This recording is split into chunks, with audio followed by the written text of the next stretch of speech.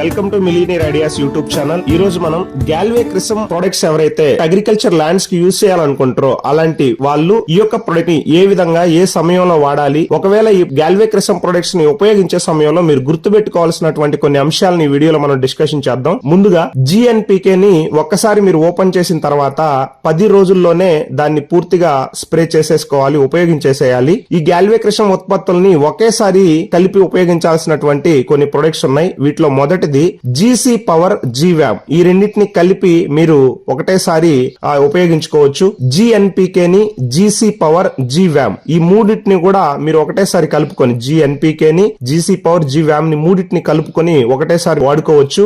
GVAM ని GC power ని దాంతో పాటుగా ఒక ఏదైనా రసాయనిక ఫెర్టిలైజర్ ని మీరు లైక్ ఎగ్జాంపుల్ యూరియా DAP ని కూడా మీరు వీటిలో కలుపుకొని వాడుకోవచ్చు. ఈ విధానంలో మీరు గ్యాల్వే క్రిసమ్ ఉత్పత్తుల్ని ఉపయోగించవచ్చు. గ్యాల్వే క్రిసమ్ ఉత్పత్తుల్ని ఉపయోగించే సమయంలో ఖచ్చితంగా మట్టిలో తేమ ఉండడం చాలా అవసరం. తేమగా ఉండేటట్టు చూసుకోండి. మంచి దిగుబడి కోసం ఉదయం సాయంత్రం వేళల్లో మాత్రమే పిచికారీ స్ప్రే చేయండి. బాగా ఎండగా ఉన్నప్పుడు పిచికారీ చేయకండి, అంటే స్ప్రే చేయొద్దు. మంచి ఫలితాల కోసం సీడ్ అప్లికేషన్ గానీ సాయిల్ అప్లికేషన్ కూడా చేయడానికి ప్రయత్నం చేయండి. విత్తనాలు లేదా మట్టితో కూడా ఈ అప్లికేషన్ ని చేయడం కోసంగా మీరు ప్రయత్నం చేయండి. గ్యాల్వే క్రిసమ్ ఉత్పత్తుల్ని పొడిగా చల్లగా ఉన్న ప్రదేశాల్లో మాత్రమే నిల్వ చేయడానికి ప్రయత్నం చేయండి. ప్రతి ఏటా సాయిల్ టెస్ట్ అనేది ఖచ్చితంగా చేపించుకోండి.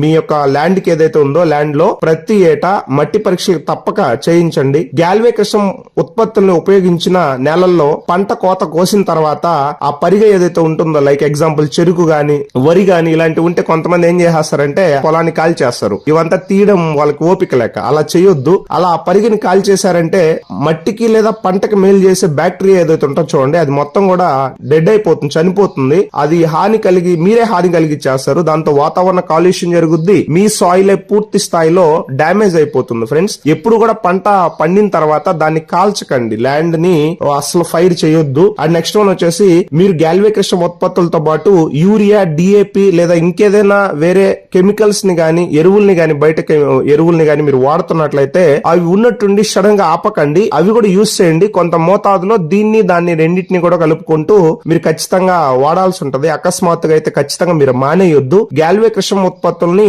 ఏదైనా మీరు ఇన్సెక్టిసైడ్స్ లైక్ ఎగ్జాంపుల్ క్రిమి సంహారకాలు ఉంటాయి చూడండి, రసాయనిక కెమికల్ ఏవైతే ఇన్సెక్టిసైడ్స్ కావచ్చు, మీరు కెమికల్ స్ప్రేయింగ్ చేస్తారు చూడండి, దాంట్లో ఈ గ్యాల్వే క్రిసమ్ ఉత్పత్తుల్ని కలపొద్దు. లైక్ ఎగ్జాంపుల్ పొటాష్ గాని బయోపాస్పేట్ అడ్వాన్స్ గాని లిక్విడ్లు ఇలాంటివి ఉన్నాయి చూడండి, వీటిని ఎత్తుకొని వచ్చి మీరు 2 సార్లు స్ప్రే కొట్టాల్సి వస్తుందని చెప్పేసి బయట కెమికల్ తీసుకొచ్చి దాని లిక్విడ్ లో ఈ లిక్విడ్ ని మిక్స్ చేసి స్ప్రే కొట్టడాలు ఇలాంటివి చేయకండి. సో కాబట్టి గ్యాల్వే క్రిసమ్ ప్రొడక్ట్స్ లో ఏవైతే ఉన్నాయో వీటిల్ని ఏవైతే నేను చెప్పానో ఈ ప్రాసెస్ ని మీరు కానీ పర్ఫెక్ట్ గా ఫాలో అయినట్లయితే 100% ఖచ్చితంగా మీరు ఒక మంచి దిగుబడిని పొందొచ్చు ఫ్రెండ్స్. Thank you.